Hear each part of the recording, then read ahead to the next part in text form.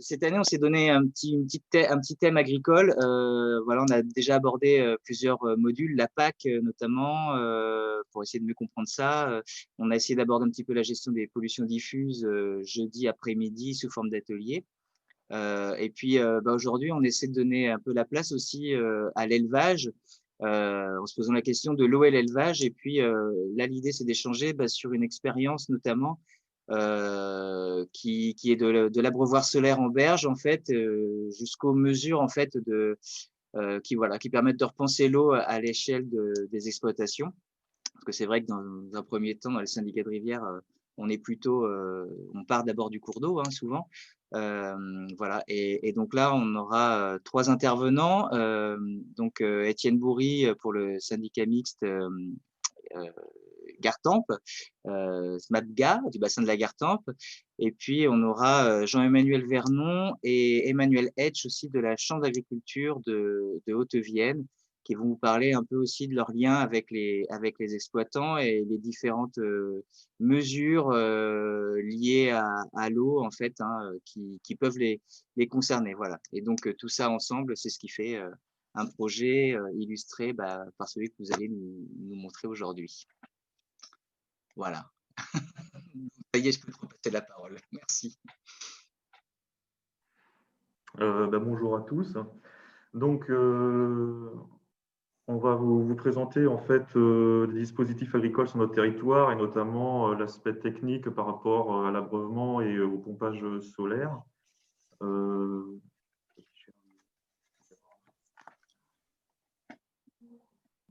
Alors, Emmanuel va mettre en plein écran le diaporama. Donc, je ne sais pas.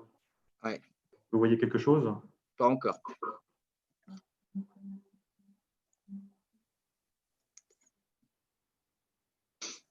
Ça va arriver. Oui, rappelons que vous êtes dans le même bureau, mais pas au même ordinateur. C'est pour ça qu'il y a les masques. On comporte le masque, parce que pour des petits problèmes techniques, en fait, on est obligé de se retrouver en fait tous les trois dans la même pièce, dans le même bureau. Hein. Donc, on va essayer de gérer. Du coup, on a trois écrans, on va essayer de gérer un peu comme on peut. Alors, en fait, la présentation, en fait, elle va se découper en 5 parties. Il y a une première partie qui sera en fait la présentation du contrat territorial et de la masse d'eau sur laquelle on est intervenu et puis les problématiques. Mais là, on va passer très très vite sur cet aspect-là. Ensuite, on va parler des dispositifs complémentaires au CTMA, notamment tous les outils agricoles qui ont été mis en place sur ce territoire. Ensuite, on aura une petite vidéo qui présentera le GAEC sur lequel on est intervenu et les différents aménagements qui ont été réalisés.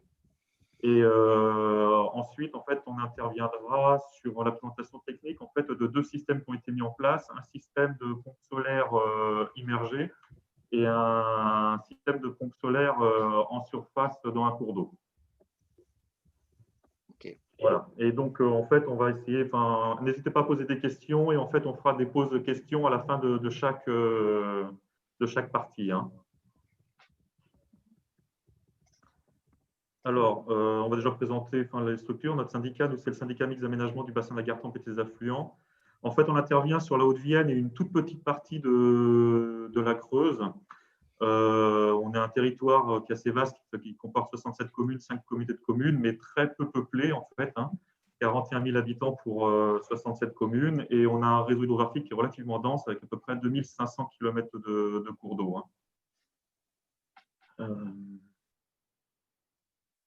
Voilà. Donc, sur ce territoire, on porte deux contrats territoriaux. Aujourd'hui, on a un contrat territorial qui est sur le nord de notre territoire qui concerne l'Anglin, qui est un gros affluent de la Gartempe. Et sur la partie, on va dire la majeure partie de notre territoire, on est sur le contrat territorial milieu aquatique bassin de la Gartempe-Amont, qui était précédemment le contrat de rivière Gartempe. On va y revenir parce qu'à l'époque, les aménagements ont été faits dans le cadre du contrat de rivière Gartempe. Un CTMA qui est porté sur le nord, qui est coordonné par notre syndicat, et sur le contrat de rivière Gartempe, qui est coordonné par le syndicat mixte contrat de rivière Gartempe, avec différents maîtres d'ouvrage partenaires, et notamment donc, la Chambre d'agriculture. Donc la Gartempe est un affluent rive gauche de la Creuse, qui est dans le grand bassin versant de la Vienne. Aujourd'hui, on a un CTMA qui est en cours, c'est un CTMA 2019-2022, mais les actions qui ont été mises en place, en fait, qui seront présentées, en fait, c'est des actions qui ont été mises en place dans le cadre du contrat de Rivière-Gartempe 2011-2016, qui couvre l'ensemble du territoire de la Gartempe Limousine.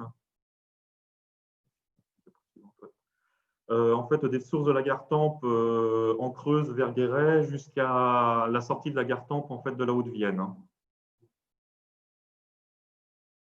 Le contrat de rivière en fait, avait différents enjeux. Je pense que c'est les enjeux que vous retrouvez classiquement dans les CTMA. Donc l'enjeu morphologie, écologie-restauration des milieux et des espèces aquatiques. Un enjeu qualité de l'eau, amélioration de la qualité de l'eau, parce qu'on a un gros enjeu en plus à eau potable sur notre territoire. Ensuite, un enjeu attractivité du territoire, valorisation du bassin versant de son patrimoine. Et ensuite, tout ce qui va être animation et suivi du contrat de rivière. Et là, les actions en fait, ont été réalisées surtout par rapport à l'enjeu 1, notamment l'enjeu morphologie pour la lutte contre l'érosion des berges, l'ensablement des lits. On travaille également sur tout ce qui va être restauration de la continuité écologique, la gestion des étangs, la gestion quantitative, la préservation et gestion des zones humides et le suivi et la gestion des espèces. Concernant l'Abrame, là j'ai mis un état DCE 2009 parce que en fait, c'est à l'état de référence dans le cadre du contrat de Rivière-Gartempe. L'Abrame en fait était un cours d'eau fortement dégradé. L'objectif d'atteinte du bon état en fait était prévu pour 2021. Notamment pour des raisons de problématiques morphologie, ensablement du lit et des problématiques hydrologie. À savoir qu'en fait, sur le bassin versant de la Gartempe, on a toute la partie nord du territoire qui est un peu plus concernée par des problématiques d'hydrologie et notamment d'assec sur cette partie de territoire. Raison pour laquelle aussi on s'intéresse beaucoup à la problématique ressources en eau par rapport aux exploitations et notamment par rapport à l'abreuvement. Oui, parce que j'ai oublié de dire qu'on est sur un territoire en fait à dominante élevage. Élevage bovin sur la majeure partie du territoire et ovin sur une autre partie du territoire. Et sur le nord, on commence à basculer sur de la polyculture. Mais Emmanuel, je pense, rappellera tout ce contexte. Donc, comme je disais, en fait, l'enjeu principal sur l'Abrame, c'était morphologie, hydrologie. Ce qui nous a permis de travailler, développer tout un volet agricole sur le contrat de Rivière-Gartempe. Ce volet agricole a été développé pour une partie par notre syndicat pour toute la partie abreuvement, mise en défense des berges sur les cours d'eau vraiment prioritaires. Et un autre volet a été développé par la Chambre d'agriculture sur l'ensemble en fait, de la masse d'eau, par un travail sur les diagnostics individuels d'exploitation, d'animation agricole, la mise en place à l'époque des MAET et puis des animations de sensibilisation aux bonnes pratiques. Voilà, donc je vais passer très vite fait sur la présentation du territoire. Parce qu'en fait, le but de la vidéo, c'était quand même de basculer très rapidement sur l'aspect technique. Donc, je ne sais pas si vous avez des questions sur cette première partie, avant de parler plus précisément du volet agricole. Non, visiblement, pour l'instant, je ne vois rien sur le chat. Donc, effectivement, vous êtes en… Voilà, ce qu'il faut comprendre, on est en territoire granitique. Tu parlais d'enjeux d'eau potable parce qu'en grosso modo, vous n'avez pas vraiment de nappe particulière pour l'eau potable, c'est ça? Donc, c'est pour ça que du coup, il y a… Alors, aujourd'hui, on a des cours d'eau qui sont de relativement bonne qualité, on va dire, par rapport à d'autres territoires. Par contre, par rapport à l'aspect quantitatif, effectivement, le bassin versant de la Gartempe alimente quasiment tout le département de la Haute-Vienne en eau potable par des prises d'eau, des pompages en surface et alimente également, on exporte beaucoup d'eau potable en fait du bassin versant sur toute la Haute-Vienne quasiment. Sur une partie de la Creuse aussi, il y a une partie de l'eau de la Gartempe qui part sur la souterraine et une autre partie qui part également sur Guéret. Donc, il y a vraiment un enjeu, et c'est que de l'eau de surface, donc on a vraiment un enjeu quantitatif et qualitatif sur ce territoire.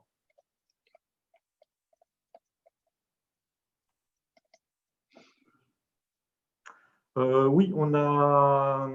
Alors, la ville de Limoges est propriétaire d'un gros barrage d'alimentation en eau potable et de 3 étangs d'alimentation en eau potable sur notre territoire, qui est propriété de la ville de Limoges, qui alimente toute l'agglo de Limoges et qui alimente également jusqu'à Rochechouart, en fait, tous les réseaux potables jusqu'à Rochechouart sur le sud du département, en fait. Ok, c'était une question de Fabien sur le chat. D'accord. Donc, on va passer au volet agricole, s'il n'y a pas de questions. Ouais. Je vais laisser la parole à Emmanuel.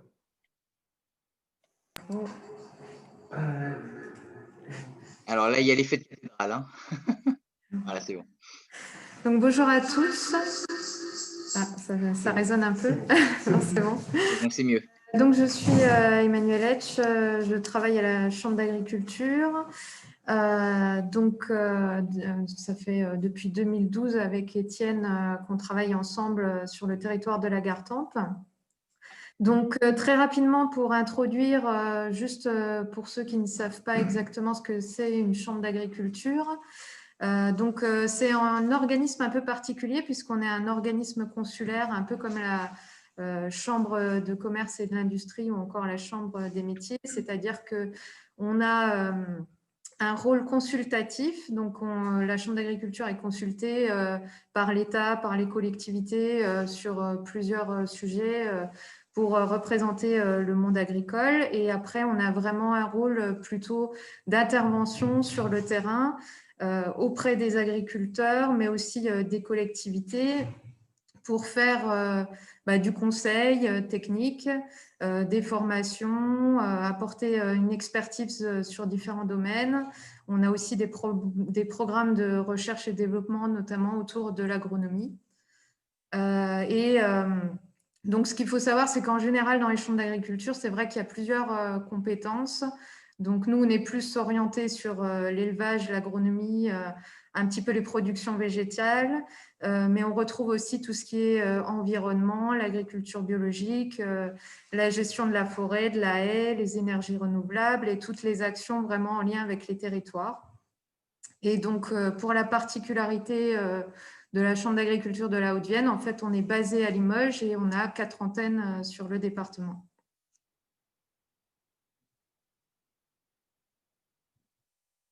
Si j'arrive à passer à la diapo d'après. Ah, c'est bon. Donc, moi, je vais vous parler plus particulièrement de la complémentarité entre les outils, sachant que l'outil socle, c'est bien le contrat territorial milieu aquatique que vous connaissez, donc soutenu par l'Agence de l'eau, la région, porté par un syndicat et puis avec un ensemble de maîtres d'ouvrage. Donc, dans ce cadre-là, nous, la Chambre d'agriculture, on porte des actions agricoles qui sont la réalisation de diagnostics individuels d'exploitation et du temps d'animation agricole. Donc, on est sur des enjeux visant à concilier l'activité agricole, donc principalement l'activité d'élevage, avec la préservation de la ressource en eau.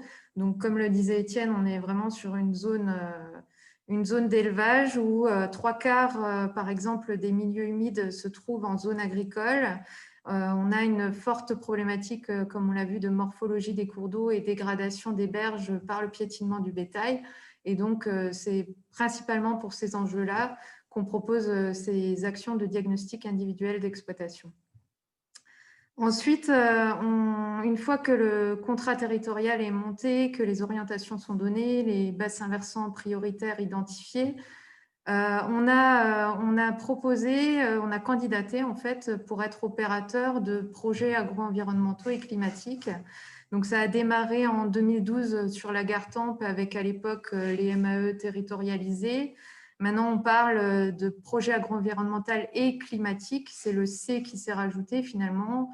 Mais on est toujours bien sur un fonctionnement de mesures agro-environnementales et climatiques. Donc là, c'est la région qui pilote le dispositif. Et donc, la Chambre a été reconnue opérateur pour intervenir et proposer différentes MAE. Il y avait plusieurs enjeux. L'enjeu stockage du carbone. Donc, par rapport à ça, il y a une MAE système qui était ouverte sur le Limousin.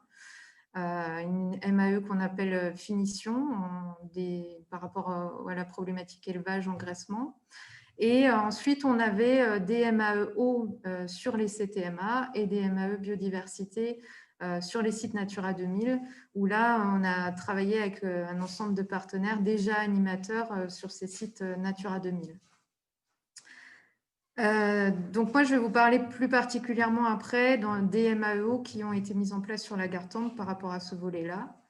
Et le troisième outil qui nous a permis aussi d'aller plus loin dans les objectifs du CTMA, c'est le PCAE infrastructure agroécologique. Donc PCAE, vous avez peut-être entendu parler, c'est le plan de compétitivité et d'adaptation des exploitations. Donc c'est un dispositif porté par la région qui se compose à l'intérieur de plusieurs dispositifs agricoles. Et il y en a un plus particulièrement qui touche à l'environnement, qui s'appelle donc infrastructure agroécologique, et qui vise à préserver la qualité de l'eau, limiter l'érosion, préserver la biodiversité ou encore le paysage. Donc, par rapport à ça, il y a plusieurs... ce dispositif-là, en fait, finance l'implantation de haies, d'arbres isolés, de bosquets, de mares, et aussi la mise en défense de cours d'eau et donc de manière annexe la mise en place d'abreuvoirs, puisque quand on met en défense le cours d'eau, on a d'autres choix que de proposer quand même un abreuvoir pour l'exploitant. Donc c'est principalement ce levier-là qu'on a activé, même si on a fait quelques dossiers de plantation de haies, mais là on va parler vraiment de l'enjeu plutôt abreuvement. Donc, comment ça s'articule? Ce petit schéma, c'est pour vous expliquer un peu comment on a travaillé depuis 2012. Donc, au sein en fait, du CTMA Gartempe, on avait identifié plusieurs bassins prioritaires, dont celui de la Brame qu'a évoqué Étienne. Donc, on a vraiment essayé d'avoir une logique de bassin versant. Donc, on a réuni l'ensemble des agriculteurs de ce bassin versant avec Étienne. On leur a présenté un petit peu le CTMA, les missions de chaque structure, et l'objectif c'était de les orienter au maximum vers la réalisation d'un diagnostic individuel d'exploitation. Je vous présenterai après en quoi ça consiste. C'est en fait notre outil qui va nous permettre finalement d'orienter les exploitants vers un panel d'outils. Donc là, je vous parle plus particulièrement des MAEC, des abreuvoirs sur cours d'eau prioritaires. En fait, c'est les abreuvoirs que Étienne a identifiés comme prioritaires dans le cadre du contrat territorial. Donc là, il y a une enveloppe CTMA qui permet déjà de faire des aménagements sur les exploitations sur des cours d'eau prioritaires. Et après, en orange, vous avez abreuvoir sur cours d'eau annexe. En fait, l'idée, c'est que l'exploitant puisse aménager aussi des abreuvoirs sur souvent les petits affluents qui ne sont pas traités dans les priorités du CTMA, mais qui chez nous sont aussi beaucoup piétinés. Donc, on les prend en compte et on essaye d'avoir, au travers de ce DIE, une vision globale de ce qu'on peut proposer sur l'exploitation agricole. Et en parallèle, bien sûr, on a du temps d'animation qui permet justement de fluidifier un petit peu tout ce parcours-là, de pouvoir faire le lien entre tous ces outils, mais aussi intervenir sur d'autres bassins qui sont moins prioritaires sur le CTMA et de ne pas laisser de côté certaines sollicitations qu'on peut avoir des agriculteurs.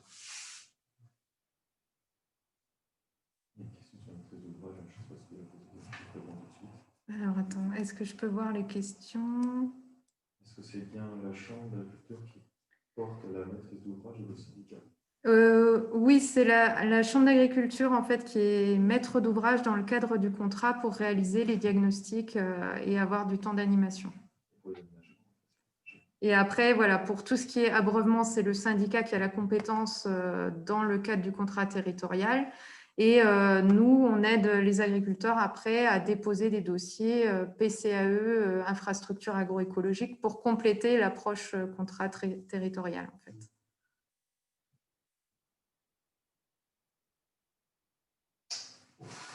En quoi consiste cet outil de diagnostic individuel d'exploitation? Donc, en fait, c'est vraiment un outil d'approche globale qu'on a partagé avec les partenaires du CTMA. Donc, en fait, l'idée, c'était de comprendre le fonctionnement de l'exploitation, avoir une idée des performances de l'exploitation d'un point de vue agronomique, économique, social, environnemental. Donc, vraiment avoir un petit peu une vision globale de toutes ces thématiques-là pour pouvoir finalement répondre aux besoins de l'exploitant et essayer de lui proposer un projet.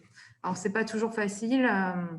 Il y en a voilà, qui sont en rythme de croisière, qui ont besoin de rien. Il y en a d'autres qui, à l'inverse, auront des projets et on va pouvoir un peu les orienter vers notamment les objectifs du CTMA à travers les outils du CTMA, mais pas que. Donc, le petit schéma en dessous vous présente vraiment le contenu du diagnostic.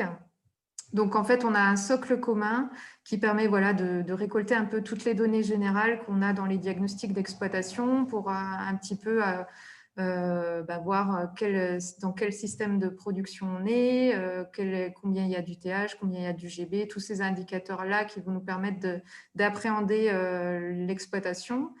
Ensuite, on a vraiment un volet chez nous sur le pâturage et l'autonomie fourragère parce que donc on est en zone d'élevage, on a 80% de la surface qui est en prairie. Donc la première chose, c'est quand même évidemment de bien gérer ces prairies.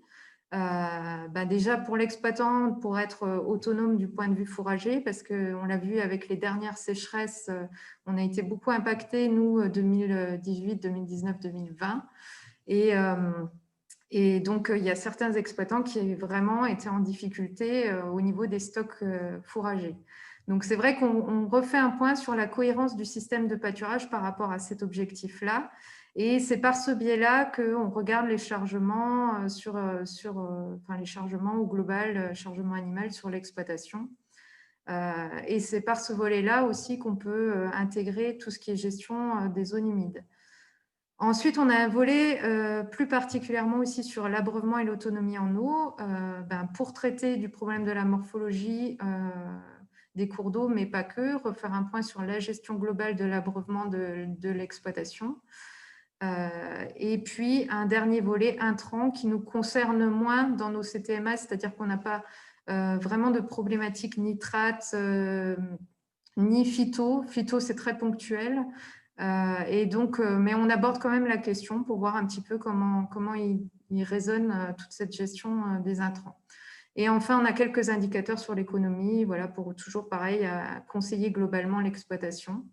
Et on active des modules, les MAE-eau quand le territoire est éligible, les zones humides, les pollutions ponctuelles.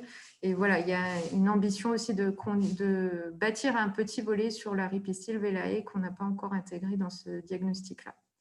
Et donc, l'idée, c'est bien d'établir, comme je vous disais, un projet global sur l'exploitation avec une cartographie. À titre d'illustration, là, vous avez en haut une cartographie abreuvement, c'est-à-dire que chaque parcelle va être catégorisée dans une modalité d'abreuvement. Et ça va se synthétiser sous forme du petit diagramme que vous avez à droite, c'est-à-dire qu'on va mettre en avant la part de la surface pâturée où il y a un abreuvement direct au cours d'eau, parce que c'est là qu'on va pouvoir avoir la problématique morphologie, piétinement des berges, mais aussi la problématique sanitaire pour les exploitants, puisque l'eau est quand même vecteur de transmission de maladies. On a aussi une fraction qui sera déjà équipée en dispositif d'abreuvement. Donc, cette fraction-là, on va dire, c'est la fraction plutôt positive. Et on a une fraction où on va avoir apport d'eau à la tonne à eau, c'est-à-dire que là, l'exploitant va être contraint d'amener l'eau parce qu'il n'aura aucune ressource sur la parcelle. Et donc, ça peut représenter une astreinte journalière importante pour l'exploitant. Donc, c'est aussi lui apporter des meilleures conditions de travail que de se préoccuper de cet aspect-là. Et enfin, dernière catégorie, c'est tout ce qui est consommation d'eau potable. Voilà, avec les sécheresses qu'on a connues, l'idée, c'est quand même qu'en période de sécheresse, il n'y ait pas une concurrence avec la consommation de l'eau par les populations. Donc, c'est essayer de diminuer cette fraction de consommation d'eau potable, même si des fois, dans certains cas, ce n'est pas possible du tout de la réduire à zéro, mais essayer de trouver des solutions. Voilà, et dernière carte en bas, ça vous montre aussi qu'on cartographie tout ce qui est zone humide. Une question. S'agit-il d'un outil de diagnostic libre de droit que l'on pourrait utiliser sur d'autres bassins, par exemple? Alors, pour l'instant, l'outil en tant que tel n'est pas libre d'accès parce qu'en fait, c'est un outil en fait, on a construit un peu le cahier des charges suivant les attentes des partenaires et puis on a fait développer ça par une boîte informatique indépendante, donc aux frais de la Chambre d'agriculture. Donc, pour l'instant, l'outil en tant que tel n'est pas disponible. Après, les données récoltées, je pense qu'on doit pouvoir transmettre, une sorte de cahier des charges. Je ne sais pas si ça répond à la question. Je ne sais pas si Guillemette a posé la question.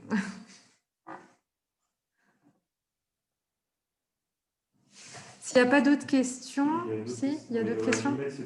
Ouais. Moi, j'en avais juste une. Tu parlais là, ça va intéresser particulièrement les syndicats rivières. Tu parlais de maladies. Les ateliers, c'est des changements, pas vraiment. Non. Non, on travaille un peu avec la Chambre d'agriculture de Creuse sur la Gartempe où on porte les mêmes actions. Donc, les deux chambres se sont positionnées sur le même projet. On est en train aussi de travailler un peu avec la Chambre d'agriculture de Charente sur le bassin versant de l'Issoire, aussi qui propose un peu les mêmes actions. Donc, mais à part ça, non. Quelle base de données utilisez-vous pour l'inventaire des eaux humides? Alors, chez nous, on a les inventaires faits notamment dans le cadre des SAGE. Donc, en l'occurrence, là, on utilise l'inventaire de l'EPTB Vienne. Donc, il y a un zonage potentiel de zone humide qui a été fait par photo-interprétation et avec un certain nombre de critères. Donc, on n'a pas de zonage à proprement dit de terrain. Donc, c'est pour ça qu'on fait aussi ce travail de cartographie dans les diagnostics, même si ce n'est pas ce travail de recensement de terrain lors des diagnostics, mais ce n'est pas non plus un zonage réglementaire que l'on fait parce que ça nous prendrait vraiment trop de temps de prendre la définition pédologique et botanique. C'est plus un zonage, voilà, à titre d'information qui sert de base aussi pour les MAE. Alors, on continue dans les questions. Ah, vas-y. Attends, parce que du coup, c'est pour les pour les PSCAE, c'est juste la mise en défense des berges qui est financée ou aussi la pose à voilure de fleurs. Mais ça, tu vas en parler après? Oui, ça va après. Donc, la question de Morgane, on y reviendra après. Ouais. Oui, en même temps, Étienne me liste oralement les questions, c'est pour ça qu'il y a Donc, Morgane, on revient après. Ouais. On traitera les autres questions après, du coup? Ouais. Oui, Morgane, il y a deux questions. On va peut-être l'aborder sur le diaporama. On reviendra sur ces questions juste après la suite. Donc, je continue. Donc, oui, les mesures agro-environnementales, en fait, les premières ont débuté en 2012. C'était à l'époque les MAE territorialisés. C'était vraiment notre première accroche pour motiver les exploitants à faire ces diagnostics parce que je ne vais pas vous cacher que voilà, ils ne vont pas faire un diagnostic pour faire un diagnostic. Il faut quand même une carotte. Donc, ces MAE, ça a été un outil complémentaire important pour créer vraiment une dynamique sur les bassins versants prioritaires. Donc, c'est quelque chose que, voilà, aujourd'hui, on active toujours. Ça ne s'appelle plus les MAET, mais les MAE climatiques à enjeu haut, donc qui ciblent vraiment les contrats territoriaux milieu aquatique chez nous. Et donc, je pense que vous savez ce que c'est, mais je voulais rappeler, c'est vraiment un contrat volontaire dans lequel l'agriculteur va s'engager sur une période de 5 ans pour mettre en place un certain nombre de pratiques, donc avec un cahier des charges à respecter, et en échange de quoi il a une rémunération. Donc chez nous, depuis 2015, les MAE qui étaient proposés, c'était essentiellement des MAE pâturage, gestion des zones humides, gestion du pâturage au travers du chargement, absence de pâturage en période hivernale, aussi le levier zéro fertilisation sur les zones humides. Voilà principalement pour les mesures qui étaient proposées. Donc, ça nous a permis d'avoir 279 exploitations qui se sont engagées depuis 2016, donc dans la dernière PAC, on va dire, et 71 exploitations sur le territoire du SMAPGA, et vous voyez la répartition un petit peu sur les deux contrats. Et au total, ça représente 8 900 hectares de prairies préservées dont la majorité sont humides. Je n'ai pas refait le calcul, mais en général, comme on était sur des mesures où il y avait qui ciblaient les zones humides, où il y avait un taux d'engagement qui devait être respecté, vraiment, on est vraiment sur une majorité de prairies humides. Donc, cette surface-là, ça représente 3% de la surface du département, pour vous donner un ordre d'idée. Et voilà, à titre d'illustration, vous voyez sur la carte, donc vous avez le bassin versant de la Gartempe en bleu clair, le bassin versant de la Brame dont vous parlez, Étienne, et puis un bassin aussi sur lequel on avait travaillé depuis longtemps, la SEM. C'était vraiment les deux bassins prioritaires du contrat territorial. Et vous avez en vert foncé toutes les parcelles agricoles en fait, qui ont fait l'objet d'un diagnostic. Et en rouge, toutes les parcelles contractualisées dans ces MAE à enjeu haut. Et vous avez la même chose sur les deux bassins versants prioritaires du CTMA Benaise. Donc, vous voyez, en fait, ça permet vraiment d'avoir une dynamique agricole sur ces territoires-là. Les agriculteurs, quand on leur parle de MAE, on ne leur parle pas que de MAE, on leur parle vraiment on les sensibilise en fait à toutes ces questions de l'eau et de l'environnement. Est-ce qu'il y a des questions sur le volet MAE? C'était la question, savoir est-ce que le PCAE, c'est juste la mise en défense des berges qui est financée ou la pose à Beauvoir également? Et il y a une question, c'est à hauteur de 100% quel cofinancement? Oui. Donc c'est les modalités de financement des MAE et puis sur lequel on intervient pour l'abondement. Sur le PCAE-IAE, donc ça finance avant tout la mise en défense des cours d'eau et donc indirectement la mise en place d'abreuvoirs. Mais c'est vrai que la région, son intérêt à elle, c'est vraiment la clôture des cours d'eau. Donc, ils tolèrent qu'on présente des dossiers avec des coûts liés à la mise en place d'abreuvoirs. Donc, en termes de conditions de financement, on a un plafond de 25 000 €. Et sur ces 25 000 €, il faut que la partie abreuvement ne dépasse pas 10 000 €. Donc, c'est pour vous montrer que vraiment, avant tout, c'est la clôture des cours d'eau, mais il y a quand même une enveloppe dédiée à l'abreuvement. Et donc, ces travaux-là sont financés à hauteur de 80%. Oui, 80% jusqu'à l'année dernière et depuis cette année, 70%. Ça a baissé. Et on ne sait pas encore les modalités pour l'année prochaine. Et le reste, voilà, c'est autofinancement de l'agriculteur.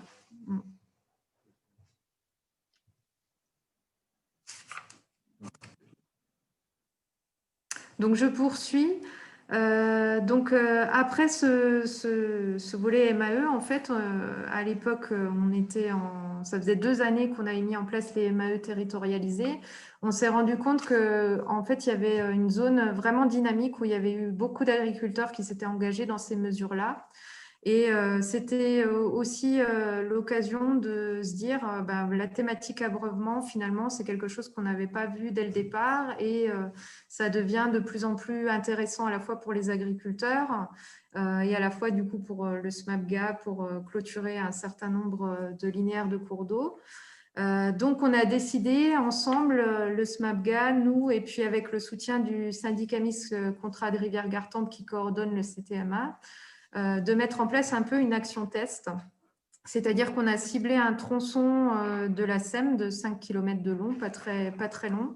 On a fait un diagnostic à 3 pour vraiment se mettre d'accord sur les points d'impact sur le cours d'eau. Donc, on a relevé les encoches d'érosion, les linéaires piétinés. On a même regardé l'état de la ripisylve, mais on s'est plutôt concentré sur vraiment la thématique piétinement des berges.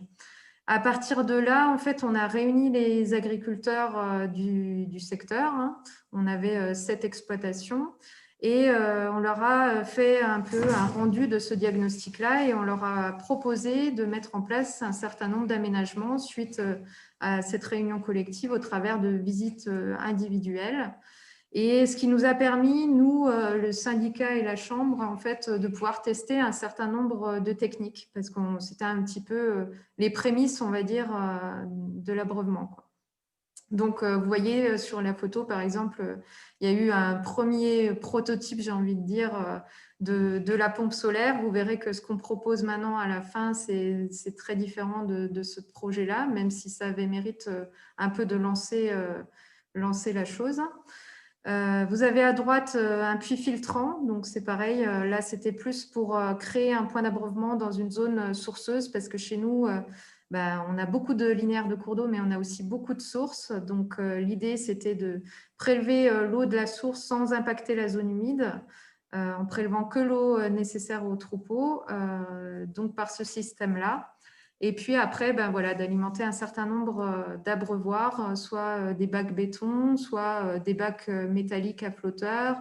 Voilà, l'idée, c'était d'essayer de profiter de ces zones sourceuses.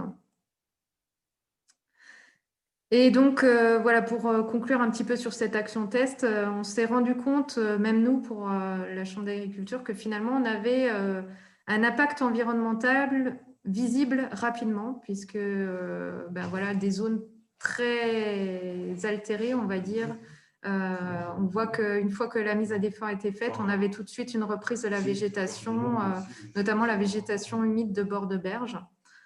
En fait, cette action nous a permis de mettre en place une dizaine d'abreuvoirs pour un coût environ de 5 € du mètre linéaire. Donc, c'est vraiment un coût qu'on a trouvé pas très élevé pour arriver finalement à proposer des aménagements diversifiés de manière collective sur un tronçon bien ciblé. Donc, suite à cette action-là, en fait, on s'est rendu compte cette fois qu'il ne fallait plus qu'on gère forcément l'eau qu'en lien avec les cours d'eau, mais ça reste évidemment la priorité pour le CTMA et pour le SMAPGA de gérer ces zones-là. Mais nous, Chambre d'agriculture, il fallait aussi qu'on se pose la question de globalement sur l'exploitation, quelle est la gestion de l'eau pour l'exploitant pour répondre à ses besoins. Et on s'est rendu compte que voilà, ils ont un besoin d'avoir une qualité d'eau, mais aussi une quantité d'eau suffisante toute l'année, ce qui pose de plus en plus de problèmes aujourd'hui avec les sécheresses. On se rend compte que d'année en année, finalement, des sources qui tenaient toujours, finalement, connaissent des assecs. Donc, il faut aussi prendre en compte ça dans la réflexion de l'abreuvement. L'objectif aussi, on va dire un objectif plutôt sociétal, mais aussi environnemental, c'est d'essayer de diminuer les prélèvements d'eau potable parce que voilà, c'est aussi un coût pour la société de consommer cette eau traitée. De réduire le transport de l'eau, ça c'est surtout aussi pour améliorer les conditions de travail de l'exploitant, qu'il n'ait pas tous les jours, l'été ou toute l'année, à rouler de l'eau 1 à 2 heures par jour, alors qu'il pourrait faire autre chose. Dernier point, c'est continuer évidemment tout ce qui est amélioration de l'état des cours d'eau, la morphologie des cours d'eau. Ce qu'on s'est rendu compte aussi, c'est que finalement, plus les années passaient et plus le levier technique, on n'avait plus vraiment de contraintes techniques. C'est-à-dire qu'entre-temps, voilà, on a mis en place des puits filtrants. On s'est rendu compte que le solaire, les coûts ont diminué, que les systèmes étaient de plus en plus performants. Donc finalement, la technique n'était plus le frein.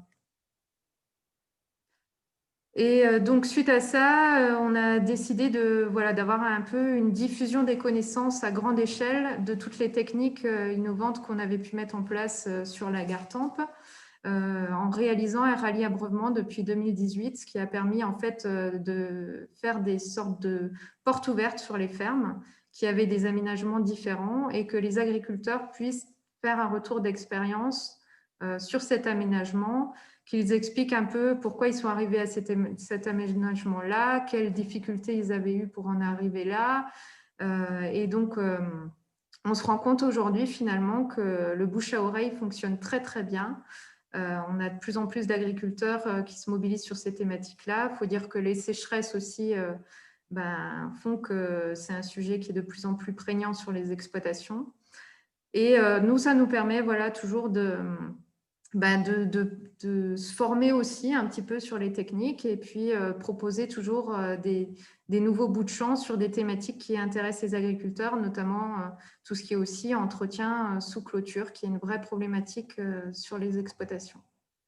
Et d'ailleurs, il y a une question de Tom à l'Aglo de Bergerac qui pose la question Et pour terminer, simplement pour vous dire que suite à cette diffusion de connaissances, on a quand même beaucoup de projets qui ont émergé. Là, c'est à titre d'exemple, en faisant un bilan à l'année 2019, on a accompagné 41 exploitations, donc ce qui a permis d'arriver à la création de 200 points d'abreuvement, 23 franchissements, donc franchissement de passerelles, passage busé, voilà, tout ce qui est passage sur cours d'eau. Environ 30 km de mise en défense de berges et on a fait 30 demandes de financement hors CTMA dans le cadre du PCAE-IAE. Donc, tout ça, en fait, ce bilan-là est bien le résultat d'une complémentarité entre le CTMA et le PCAE-IAE et donc le travail en collaboration SMAPGA et Chambre d'agriculture. Donc, vous voyez, au final, on arrive à un coût toujours à peu près de 5 € le mètre linéaire mis en défense avec le point d'abreuvement qui est pris en compte. Alors, il y a une question, c'est est-ce que des moyens particuliers sont mis en place pour entretenir les bandes rivulaires comprises entre les clôtures et le lit des cours d'eau? Non. Non, on n'a pas d'action particulière pour l'entretien entre le cours d'eau et la clôture. C'est une vraie problématique. Oui, ça, pour l'instant, on n'a pas trouvé la solution.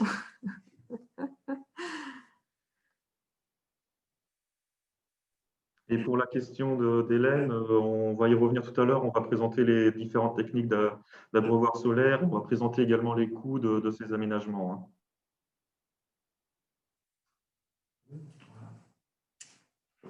On enchaîne sur la petite vidéo, du coup. Oui, donc vidéo. Et après, c'est moi, c'est ça.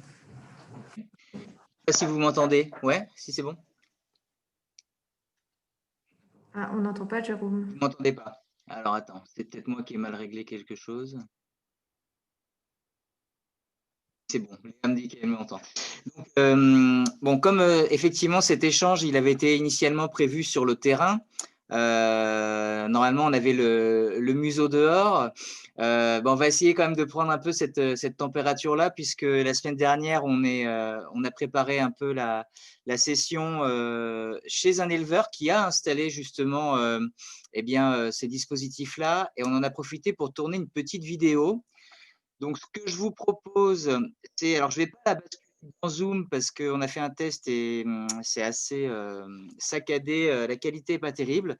Par contre, je l'ai mise en ligne sur le Drive. Donc, ce que je vous propose, c'est de la préparer, de la télécharger, là. Enfin, en tout cas, pas de la télécharger, mais d'ouvrir le lien que je viens de mettre dans le chat de discussion.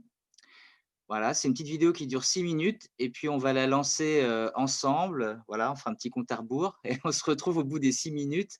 Voilà, ça a le mérite de aussi recueillir la parole de l'éleveur, voir comment lui s'est senti intégré dans ce genre de dispositif-là. Voilà, c'était intéressant à avoir comme vision.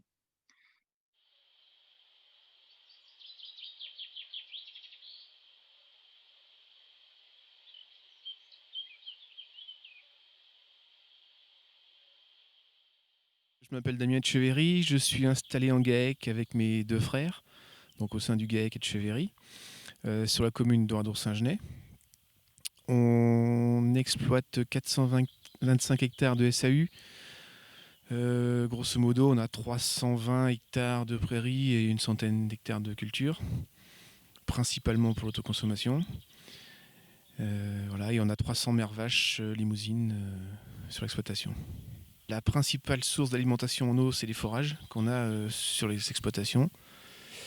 Et ensuite, on a donc décidé d'installer un système de pompes solaires sur des parcelles un peu plus éloignées ou vraiment enclavées, quoi. Voilà. Je pensais déjà aux pompes solaires depuis quelques années, mais je ne savais pas trop où m'adresser en fait. Voilà. Et le fait de prendre les infos à la chambre et au syndicat de rivière, c'est vrai qu'eux, ils avaient déjà un peu d'expérience là-dessus, donc ça a été beaucoup plus simple. On a 2 types de pompes solaires différentes sur l'exploitation. On en a une qui est une pompe immergée au fond d'un puits filtrant. Là, c'est les panneaux solaires qui alimentent directement la pompe. Il n'y a pas de batterie, c'est eux seuls qui font marcher la pompe. Même en fin de journée, quand il n'y a pas suffisamment de lumière pour alimenter la pompe, c'est pas grave, la buse est pleine, ça suffit pour alimenter jusqu'au lendemain, il n'y a pas de problème. Il faut bien comprendre que la pompe solaire, on a besoin d'une ressource, mais le gros avantage, c'est que par rapport à d'autres systèmes traditionnels type abreuvoir gravitaire, permet de remonter la ressource et d'alimenter un nombre important de parcelles. Si on a la chance d'avoir une exploitation regroupée, ça permet d'alimenter 20, 30, 40 hectares suivant la puissance de la pompe. Donc là, c'est ce qui s'est passé. Là, sur cette parcelle, comme vous avez pu voir, la ressource, elle était déjà présente sous la forme d'un puits, mais en zone humide. En aval, en gravitaire, on n'avait pas la possibilité de mettre un abreuvoir. Donc, on a installé une pompe solaire pour pouvoir alimenter les parcelles plus en amont sur une zone saine. Voilà. C'est le gros avantage de ces pompes. En plus, comme les bacs sont équipés de flotteurs, on ne prélève sur le milieu que ce qu'on consomme. Donc, je vous présente le système de flotteurs. Donc, on a l'arrivée d'eau ici, qui est relayé à un flotteur. Ce qu'on peut remarquer de très important aussi, c'est une protection métallique sur le flotteur pour éviter que les bêtes se frottent après et décrochent ou dégradent le flotteur. Alors après, le flotteur, ça marche comment? Quand les bêtes boivent, le niveau d'eau descend, donc le flotteur descend et ça ramène de l'eau de la pompe solaire qu'on a vue tout à l'heure.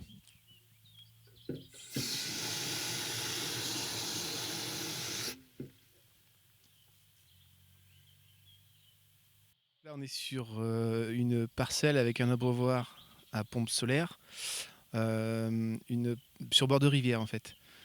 Et la particularité ici, c'est qu'on a un gros dénivelé entre le niveau de la rivière et le bac. On a à peu près 6 mètres de dénivelé. De plus, dans la zone où se situe le bac, c'est très ombragé, donc on a été obligé de remonter le panneau solaire à peu près 30 mètres au-dessus du bac. C'est une pompe aspirante et pareil, c'est le panneau solaire qui alimente une batterie par contre et qui ensuite alimente la pompe. Sur le bord de la rivière, on a aussi des descentes aménagées. Mais la rivière sur laquelle on se trouve, comment dire, elle varie beaucoup de niveau. Et du coup, pendant la période estivale, elle est souvent un peu basse pour que les bêtes puissent boire, quoi. L'hiver, ça déborde et l'été, elle est vraiment très basse. Donc on a du mal à faire boire les vaches comme il faut. La meilleure solution, c'est la pompe solaire. En fait, ce qui est intéressant avec ce site, c'est qu'on était sur des conditions limites par rapport au fonctionnement de ce type d'aménagement, de par la distance avec le panneau solaire et puis le dénivelé entre la pompe et le niveau d'eau à pomper. Là, l'installation a 3 ans et aujourd'hui, il n'y a pas eu besoin de faire quelques maintenances ou entretiens que ce soit sur l'aménagement et il fonctionne aujourd'hui correctement depuis les 3 ans, sans aucune intervention. Donc, on sait que ce type d'aménagement sur ces conditions-là peut fonctionner, donc encore mieux fonctionner sur des conditions un peu moins ultimes que celles-là. Nous, syndicat de rivière, ce qui nous intéresse, c'est que ce sont des investissements qui sont peu onéreux, qui sont facilement mis en œuvre. D'ailleurs, il y a certains agriculteurs qui prennent les choses en main directement sans passer par nous maintenant pour les faire eux-mêmes. C'est un autre avantage, c'est que ça permet, dans le cadre de la sortie des troupeaux des cours d'eau, en fait, ça nous permet d'avoir un aménagement qui évite que le troupeau descende dans la rivière pour boire. On amène l'eau au troupeau et ce qui nous permet de mettre en défense l'ensemble du cours d'eau sans aucun point d'accès à la rivière. des deux aménagements que nous venons de voir permettent également de concilier l'aspect morphologie sur les cours d'eau par la mise en défend des berges, mais également répond aux problématiques que nous avons sur le territoire du nord des départements, qui est la problématique de ressources en eau, notamment pour l'abreuvement du bétail. Et ces deux types d'aménagements en fait, concilient la gestion de l'eau à l'échelle de l'exploitation et au niveau des cours d'eau. Donc tout le monde est content. Donc tout le monde est content, voilà. C'est parfait.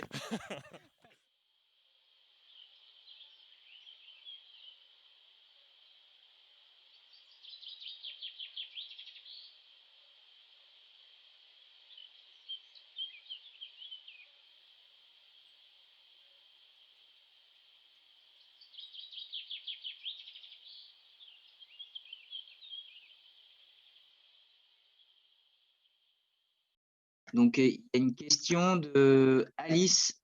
En tant que chambre d'agriculture motrice sur cette thématique, quels conseils pouvez-vous donner aux syndicats pour mobiliser les chambres sur leur territoire quand elles ne sont pas du tout emparées de cette thématique-là? Bonjour à tous, vous m'entendez? Donc Jean-Emmanuel Vernon, donc chargé de mission à la Chambre d'agriculture de la Haute-Vienne. Alors, quel conseil donner aux syndicats pour mobiliser les chambres? Je ne sais pas, c'est quand même...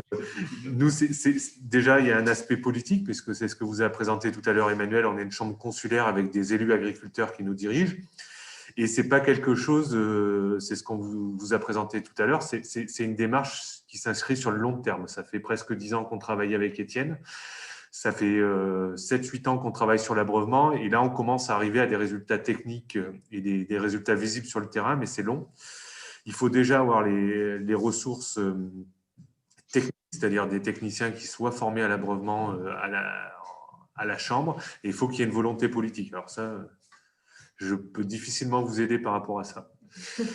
Voilà. Et par rapport à la deuxième question, avez-vous observé des dégradations, vol, vandalisme sur ces systèmes? Non, mais c'est vrai qu'on a toujours le risque, ça arrive sur les clôtures électriques, hein, c'est du vol entre autres de panneaux solaires. Ça ne nous est pas arrivé pour l'instant, mais ce risque est présent.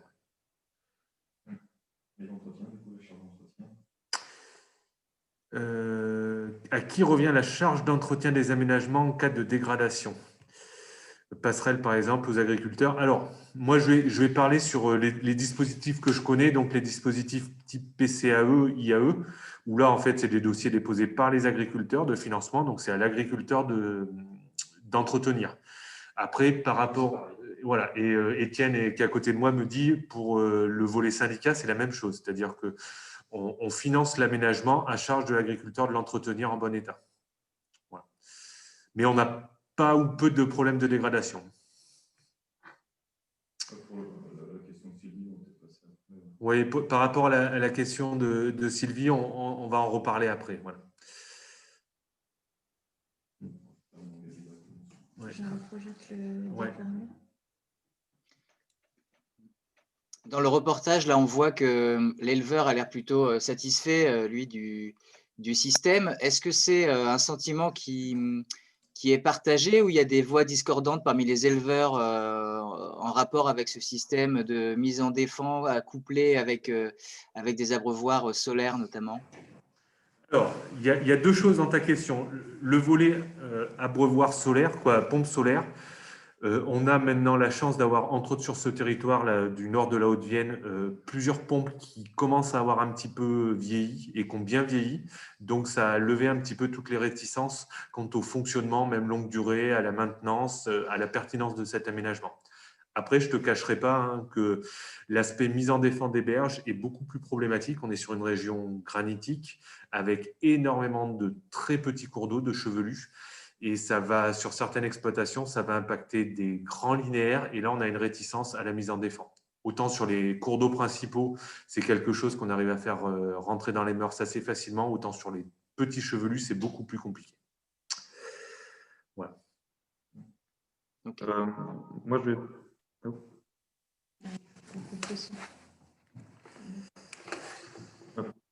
Par rapport à... Je n'ai pas la main sur le son. Par rapport à...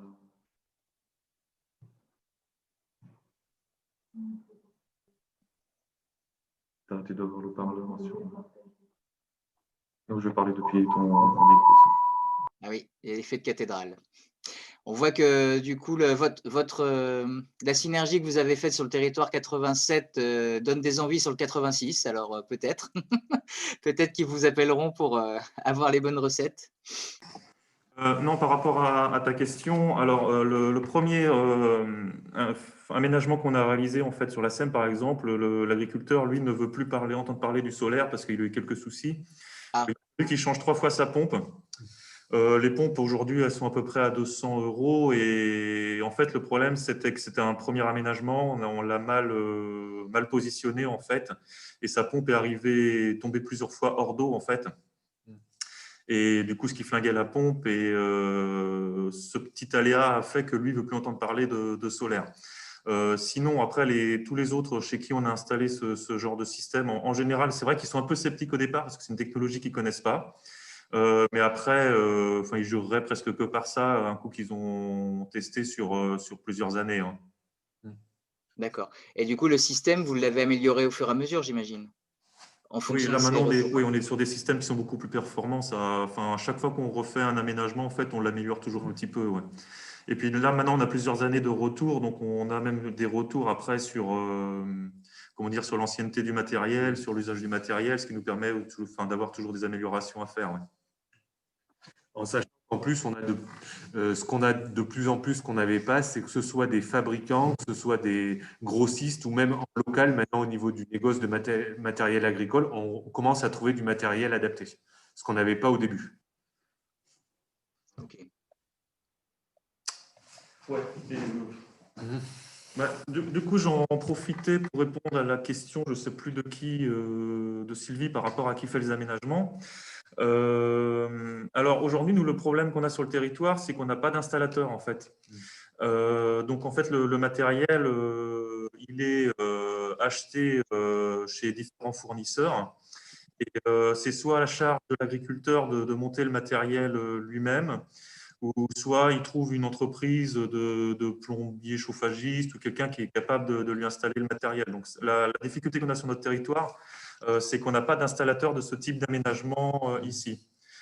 Nous, par exemple, au niveau du syndicat, en fait, nous, on achète le matériel, on le fournit à l'agriculteur et soit l'agriculteur le monte lui-même ou soit nous, on l'accompagne pour le montage. Vous allez voir, on va vous présenter sur les diapos suivantes. On est sur des montages qui sont très, très simples et qui peuvent être réalisés par n'importe qui. Hein.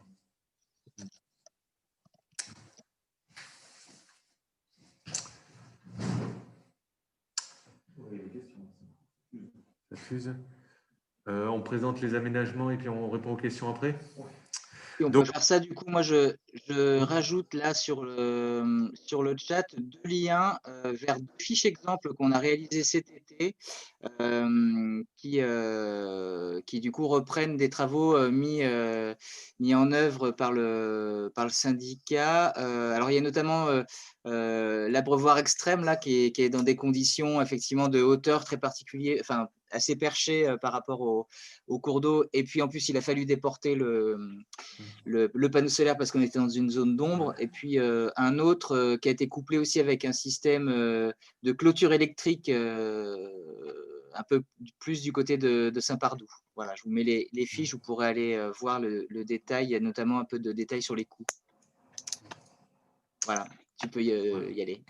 Merci. Donc là, je présente le premier aménagement qui était présenté dans la vidéo. Donc c'est pour vous dire, donc, quand j'avais été contacté par l'agriculteur, donc on arrive sur la parcelle, il y avait une sorte de petit puits, alors qu'il était sur une bûche de très faible diamètre. En plus, les anciens l'avaient comblé avec des pierres et tout ça. Et c'était situé par contre sur le bas de la parcelle, dans une zone très humide, pas très adaptée à l'abreuvement. Donc, ce qu'on a décidé, alors c'était vraiment au début des pompes solaires, mais finalement, bon, ça a bien marché, ça a été de refaire ce puits sur le modèle d'un puits filtrant. C'est quoi un puits filtrant? On fait un trou à l'endroit de la source, on empierre un petit peu, on met des buses verticales qui font réserve d'eau, et après, soit on part en gravitaire, soit on part via un pompage. Donc là, on est parti sur un pompage pour remonter l'eau sur la partie saine de la parcelle. On en a profité, vous voyez sur la photo, pour clôturer le petit cours d'eau, le très petit cours d'eau qui traversait la parcelle, et on a mis donc un bac de part et d'autre. Voilà, donc bien sûr, comme il y a un système de pompage, on est sur des buses à niveau constant, c'est-à-dire qu'il y a des flotteurs, comme présenté dans la vidéo, c'est-à-dire qu'en fait, on ne prélève que l'eau dont on a besoin sur le milieu. Pour un coût de 3 300 €. Alors pourquoi 3 300 €? Il n'y a pas que la pompe, hein. Donc il y a 2 bus béton, 2 flotteurs, un petit peu de tuyaux, la pompe solaire, les panneaux solaires, toute l'installation électrique, plus le puits filtrant. Voilà. Donc ce n'est pas énorme non plus comme prix. Hors taxe. En sachant que finalement, ce qui coûte le plus cher, c'est de faire le puits, de mettre les panneaux et de mettre la pompe. Après, c'est de la tuyauterie. On a sur le nord du département, pas très loin de cet aménagement-là, le même type de captage d'eau qui alimente 40 hectares par presque 2 km de tuyaux. Voilà, et là, en fait, on va arriver sur une vision plus globale de l'abreuvement, mais sur un coût aussi qui va être beaucoup moindre pour l'exploitant. Oui, et là, ce qui est présenté, là, donc c'était déposé, c'était un PCAE-IAE, quoi. Même à l'époque, je crois que ça s'appelait autrement, mais c'est un dispositif de la région pris en charge à 80%.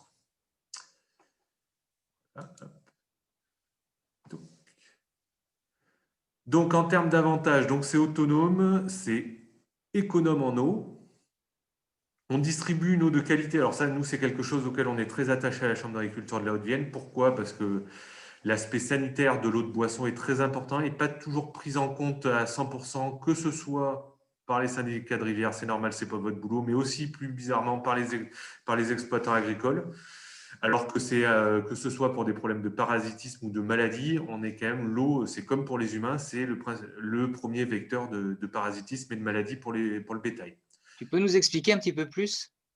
Il y a quoi comme risque pour les bovins? Alors, il y a plusieurs risques. Alors, nous, on a un risque très important, mais qui est spécifique Haute-Vienne et Dordogne, c'est qu'on a la réapparition d'une maladie grave pour les bovins qui s'appelle la tuberculose bovine. Pourquoi grave? Parce qu'elle est sous condition des fois transmissible à l'homme, que c'est une maladie qui crée des gros impacts au niveau de l'exportation des bovins, quoi. Il y a abattage total dès qu'on a un cas dans un troupeau, quoi. C'est quelque chose qui est loin d'être anodin.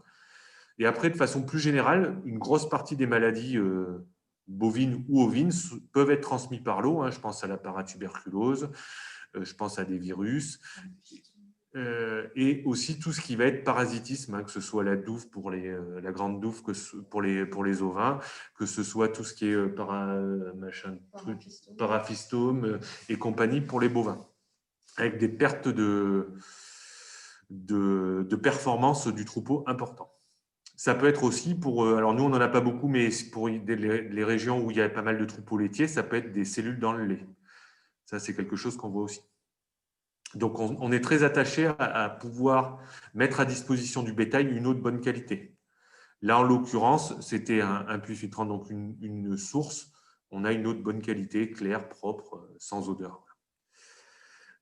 C'est pour ça aussi qu'on est attaché dans la mesure du possible. On n'est pas du tout opposé à l'utilisation d'eau de surface, mais quand on peut éviter d'utiliser des eaux de surface, on y est attaché. Autre chose qui est important, c'est qu'on a enlevé les points d'abreuvement de la zone humide. C'est un avantage pour le bien-être animal, mais aussi un avantage pour le maintien en bon état de la zone humide. C'est-à-dire que les bêtes ne passent dans la zone humide plus que pour pâturer et pas pour boire. Voilà. Et du coup, pour compléter, Sylvie, au département de Charente-Maritime, demande si en fait, tout le travail conduit par les syndicats de rivière, notamment sur l'hydromorphologie, améliore la qualité de l'eau en termes sanitaires, par exemple, pour les bêtes. Alors, forcément oui, puisque si on enlève les troupeaux des cours d'eau, déjà on va éviter qu'ils bougent dans les cours d'eau, donc on va éviter qu'ils réinfestent d'autres troupeaux en aval. C'est jamais parfait quand on va utiliser de l'eau de surface, mais c'est toujours mieux d'éviter un accès, on va dire, nos limites au cours d'eau. Vaut mieux clôturer le cours d'eau et pomper de l'eau dans la rivière, comme sur le second aménagement d'Étienne. Après, où il faut être vigilant, je pense, c'est sur la quantité d'eau. C'est des aménagements qui sont valables sur des cours d'eau avec un débit relativement important, même l'été. C'est-à-dire sur quelque chose qui va sécher où il y aura juste un filet d'eau l'été, on peut se poser la question sur l'aspect sanitaire de l'eau. C'est simple, hein, de toute façon. Est-ce que vous avez envie de boire l'eau que vous distribuez aux animaux, quoi, tout bêtement. Là, sur le second aménagement d'Étienne, c'est la Brame, donc c'est quand même la rivière principale du secteur. Elle est en eau toute l'année. Ça assure, si vous voulez, une dilution des pollutions. C'est un problème aussi simple que ça. Voilà, j'espère avoir répondu. Ok, oui, il y a une question de Johan au département de Dordogne. Ces aménagements ont-ils des effets sur les nappes subsurface, du moins à proximité des dispositifs? Alors, non, pour 2 raisons. Déjà, on ne va pomper que ce dont on a besoin, c'est-à-dire pas grand-chose hein, finalement, puisque bon, on va avoir un lot de vaches au maximum dessus et pas toute l'année. Donc, ça va être des besoins limités. Et en plus, c'est vraiment, si vous voulez, c'est la zone sourceuse. Donc, c'est la sortie d'eau naturelle de l'eau, la sortie naturelle de l'eau qu'on va capter. Donc, on va pas transformer le fonctionnement hydrique de la zone. En sachant que là, on est sur des zones granitiques ou métamorphiques. Hein. Je ne parle pas sur des zones sédimentaires. Ce n'est pas vraiment une nappe à proprement parler, c'est vraiment, on va dire, un filon d'eau qui débouche. Ok, merci sur ce point. Voilà. Un autre avantage de ce type d'aménagement, c'est qu'on n'est pas soumis à la loi sur l'eau, puisqu'on ne touche pas au cours d'eau et on n'impacte pas ou peu de zones humides. Le principal inconvénient, alors on ne l'a pas vu ces dernières années parce qu'on a eu des hivers cléments, mais sur des hivers forts, comme il y a des systèmes de flotteurs, ça risque de geler et donc il faut pouvoir mettre hors gel son système. Et c'est-à-dire que pour des gens qui vont pratiquer du plein air intégral, c'est des systèmes qui vont poser problème quelques jours dans l'année chez nous. Il y avait des questions par rapport au coût total de 3300 €. Est-ce qu'il est pris en charge, est-ce que la pose par l'exploitant est prise en charge Alors, dans le PCAE-IAE, on peut soit faire financer le matériel et le poser soi-même, soit faire financer toute la prestation, mais par contre, on ne peut pas financer de l'autoconstruction. Donc, ça va être de la prestation via une entreprise X ou Y. Et là, pour les premiers 300 €, c'est une bonne question. Je pense que c'est eux qui ont fait les travaux. Il y en a pour un peu plus cher si on le fait faire quand même, parce qu'il y a un petit peu de pelle, il y a un petit peu de travail. il y a un électricien qui les a aidés. Ah oui, mais il y avait peut-être Étienne me dit, il y avait sans doute une petite prestation d'électricien pour les branchements électriques. Et il y a une question aussi par rapport pour la mise en défense des cours d'eau. Oui. Mettez-vous en œuvre la technique de clôture déportée? Alors, les clôtures déportées, c'est quelque chose, on a essayé de beaucoup communiquer là, dans le cadre des rallyes abreuvement là, que Emmanuel vous a présenté. C'est quelque chose qu'on essaye de mettre en œuvre. Pour l'instant, on a quelques parcelles de démonstration. On a peu d'agriculteurs qui s'y sont mis, clairement. Mais c'est quelque chose vers lesquels on essaye de les amener parce que c'est quand même des clôtures qui sont beaucoup plus faciles à entretenir. Et je suppose que chez vous, c'est comme chez nous. Le principal frein à la mise en défense des berges, c'est l'entretien.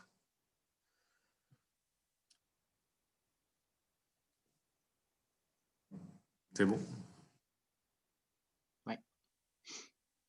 C'est à toi. Tu veux te mettre là? Je tente à vous là.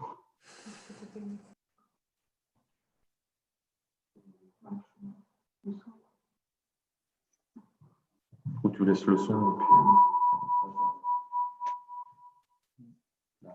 C'est bon? Non.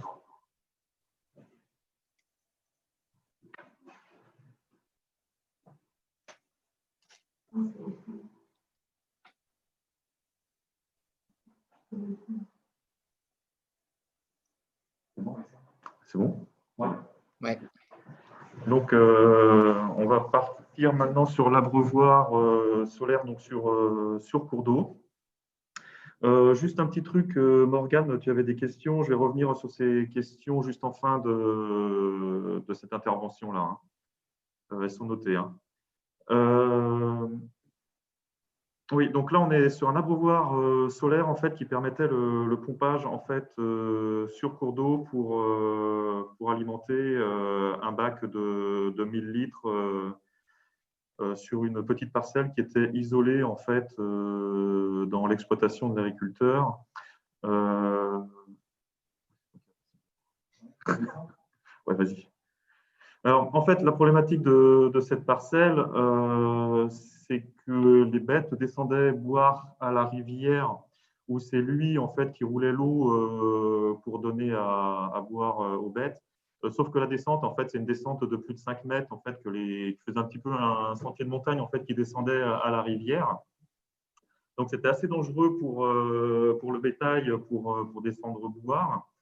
Et il n'y avait aussi aucune ressource en eau sur cette parcelle. Il n'y avait pas de source, il n'y avait rien du tout. Donc, l'agriculteur ne pouvait mettre en fait que des lots de génisses en fait sur cette parcelle. Il était obligé de rouler l'eau régulièrement et ces descentes en fait amenaient une très forte dégradation des berges et une descente d'énormément de terre dans la brame. Donc l'objectif, en fait, c'était déjà utiliser la seule ressource qu'on avait, qui était le cours d'eau. Aussi, c'était également essayer de trouver une solution peu onéreuse pour que les bêtes aient accès à ce cours d'eau et également avoir un entretien assez facile parce que c'est une parcelle qui n'est pas très facile d'accès d'un point de vue technique. Donc la solution trouvée, en fait, c'était de mettre en place un bac alimenté par une pompe solaire.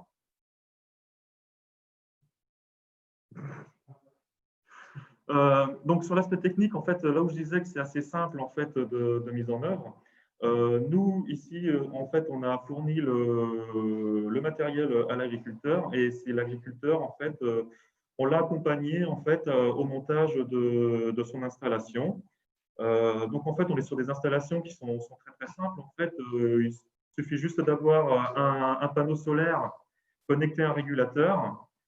Ces régulateurs, soit il est connecté directement à une pompe de surface ou soit il est connecté à une batterie qui alimentera la pompe de surface. Entre les deux, ne pas oublier de mettre un disjoncteur pour la pompe en cas de surtension de la batterie.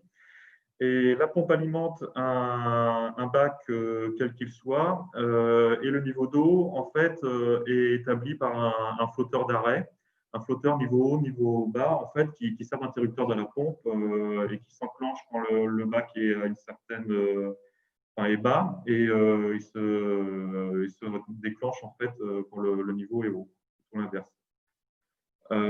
Alors la batterie, on a des installations avec ou sans batterie.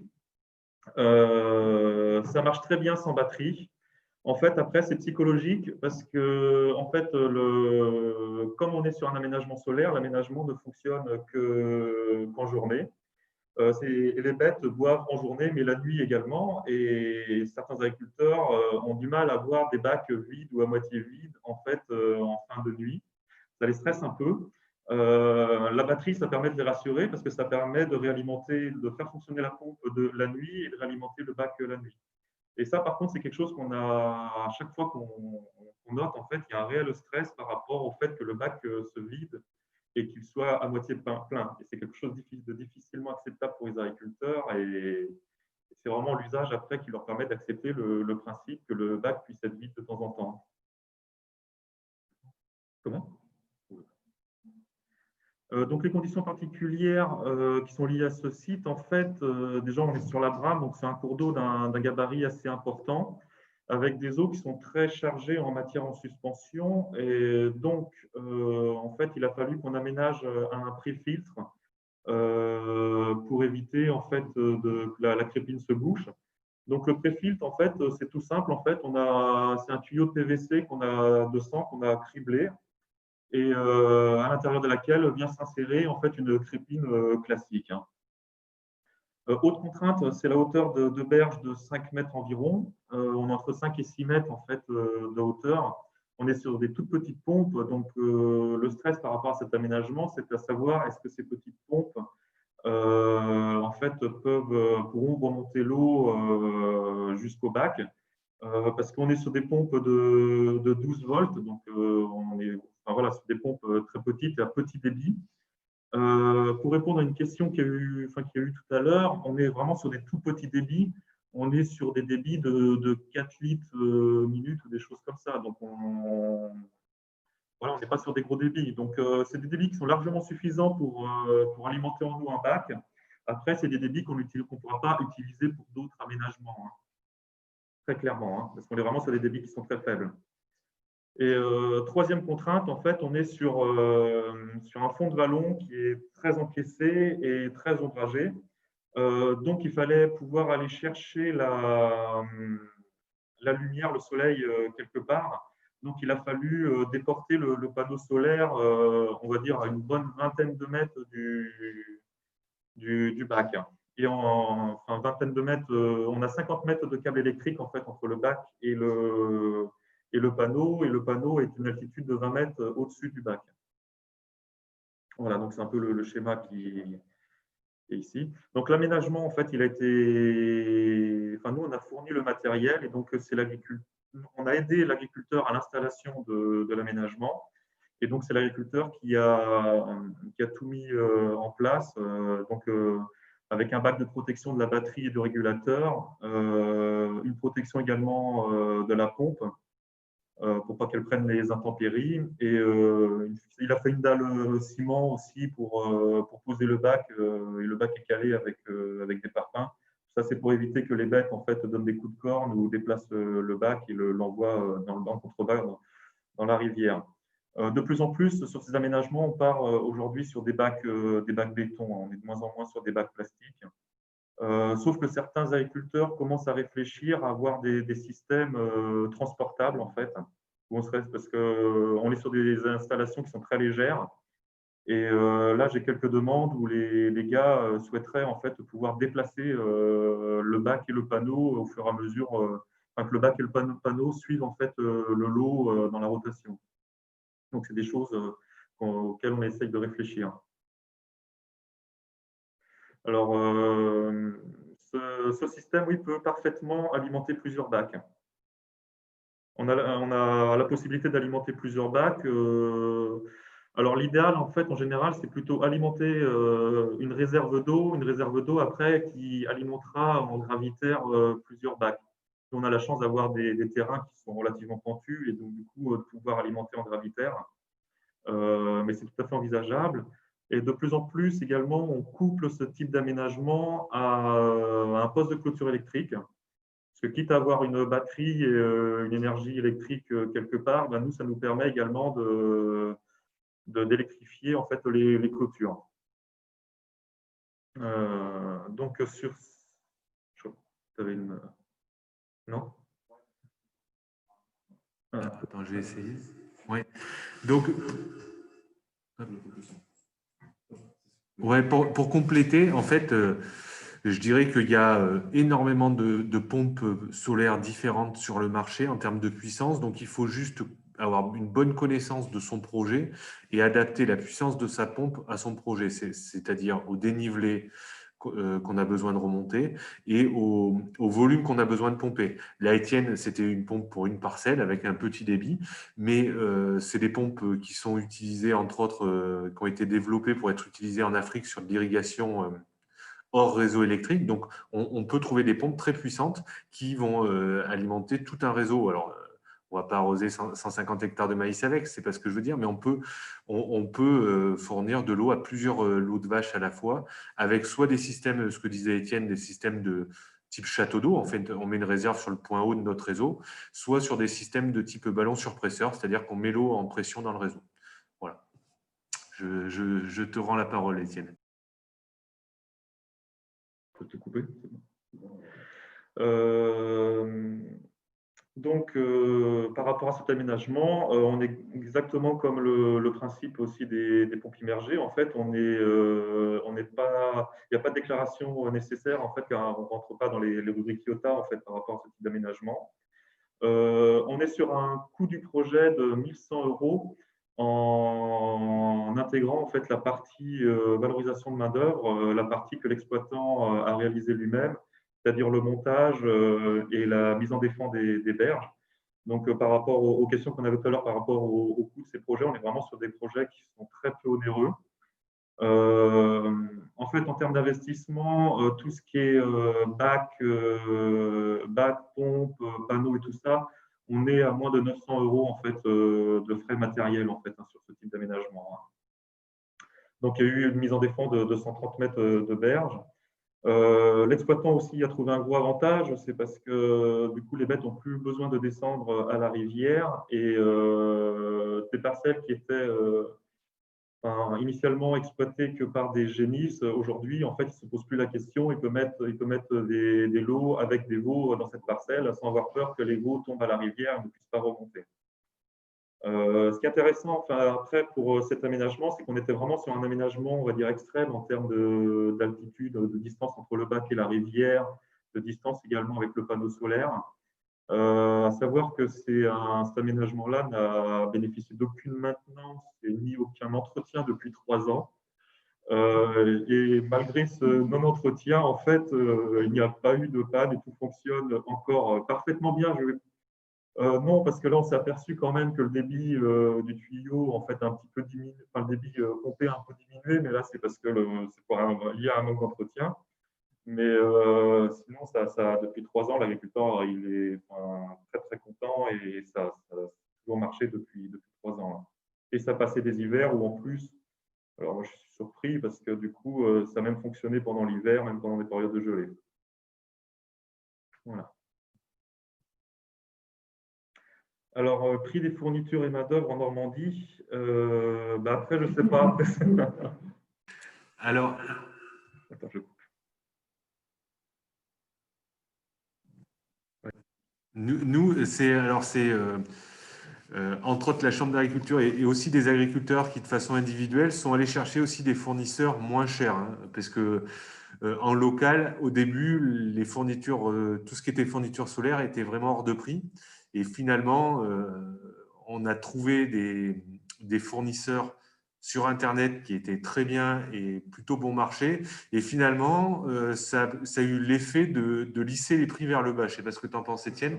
Mais maintenant, on trouve sur le marché, que ce soit pompe solaire, tout ce qui est bac aussi, puisqu'on a là on n'en a pas parlé, mais on avait développé des systèmes de bac caveau en béton préfabriqués.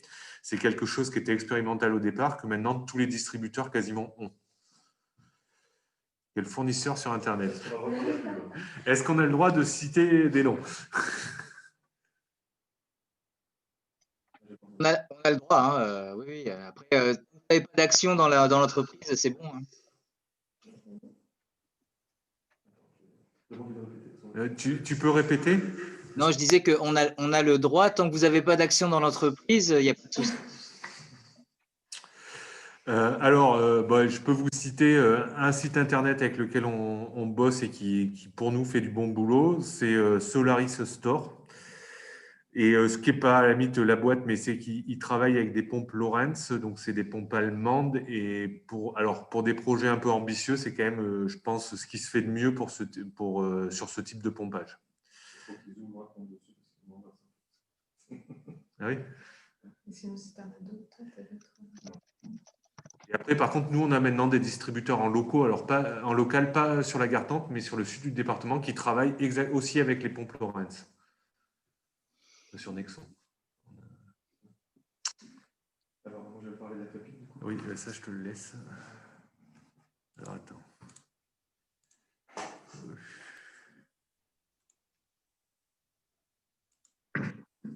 Alors, vous m'entendez?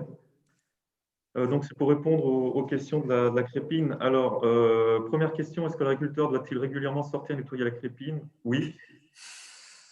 Bien que l'exemple que vous avez vu, en fait, en 3 ans, l'agriculteur n'a jamais nettoyé la crépine. C'est pas bien. Oui. Alors, il ne l'a jamais fait parce que la crépine est un peu particulière. Tu peux expliquer? Oui, j'allais y revenir. Alors, je crois que normalement, j'ai donné une fiche de montage de la crépine. Tu dois voir ça, Jérôme, en stock.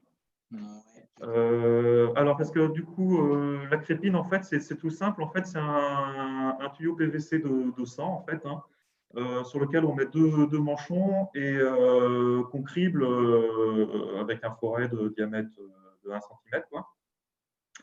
Peut-on l'acheter? Je ne sais pas. A priori, jusqu'aujourd'hui, c'est moi qui les ai toujours faites pour les agriculteurs. Donc, je fais ça chez moi, je les bricole chez moi et puis du coup, je leur fournis la crépine réalisée. Mais c'est tout bête à faire, en fait. Hein. Donc, normalement, j'ai donné à Jérôme une fiche de montage de la crépine. Je ne sais pas s'il l'a en stock. S'il ne l'a pas, je vais vous la fournir. Vous allez voir, c'est très, très simple. Ça y est, je l'ai retrouvée. Je vous la mets en lien.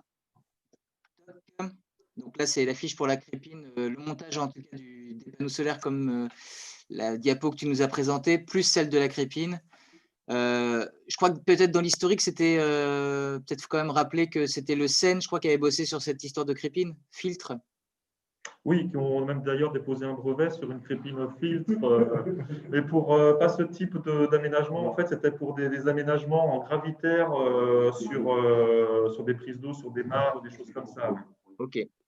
Mais en fait, la question par rapport à cette crépine à la base, c'est que les crépines qu'on trouve sur le marché, en fait, sont des petites crépines qui sont faites pour pomper dans des eaux propres, on va dire. La difficulté de pomper en cours d'eau, en fait, c'est qu'on a beaucoup de matière en suspension et de la matière grossière. Et on est obligé de faire en fait un pré-filtre. Alors, il y a plusieurs solutions qui peuvent être mises en œuvre. Une solution, ça peut être également de créer un genre de bac pré-filtre dans la rivière et pour pouvoir pomper dans ce bac-là. Nous, on trouvait que ça faisait un peu gros comme installation, puis ça augmentait le coût de l'aménagement. C'est pour ça qu'en fait, on a eu l'idée de faire des pré-filtres en, fait, en prenant ce genre de tuyau PVC qu'on crible. Et puis, voilà exactement le filtre l'héritier, c'est ça tout à fait. Et en fait, ça marche très très bien. Enfin, celle-là, par exemple, ça fait 3 ans qu'elle est dans l'eau, qu'elle n'a jamais été nettoyée et puis elle fonctionne toujours. Bien que normalement, enfin, ce qui était conseillé à l'agriculteur, c'était quand même de la sortir régulièrement pour la nettoyer. Voilà, je ne sais pas si j'ai répondu à votre question. Oui.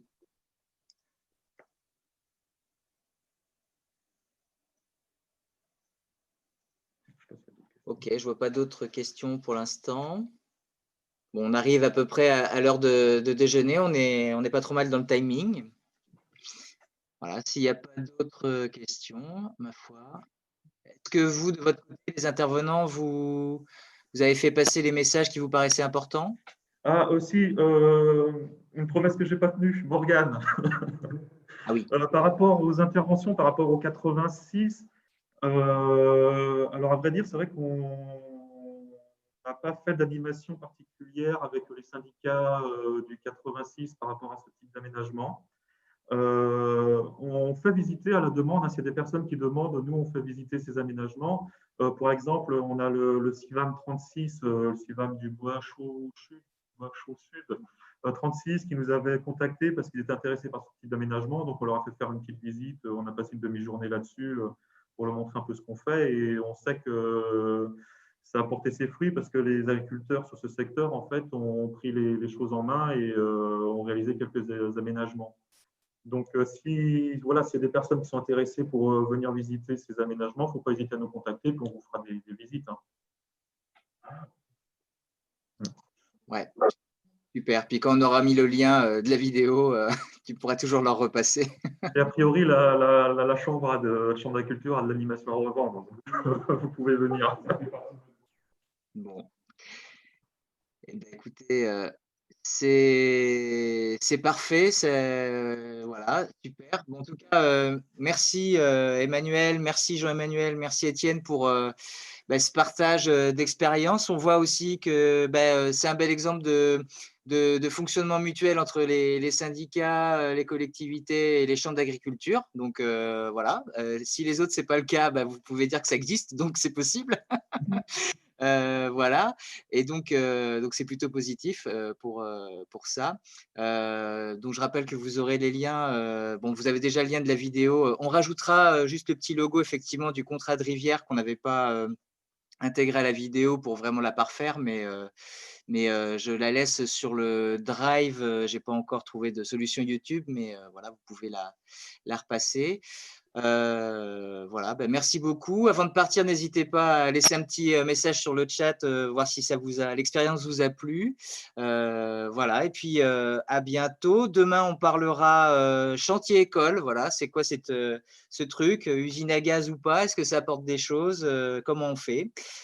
Jeudi, on parlera des mulettes, qui sont les moules d'eau douce voilà, qui bénéficient souvent des travaux en cours d'eau et puis qui du coup, eh bien, voilà, faut adapter ces travaux aussi à leur cycle de vie. Et puis vendredi, on touchera au thème de l'urbanisme qui est, en soi pareil, un univers, complet. Voilà, merci beaucoup et puis, bon appétit et à bientôt. Merci, à bientôt, au revoir. Au revoir.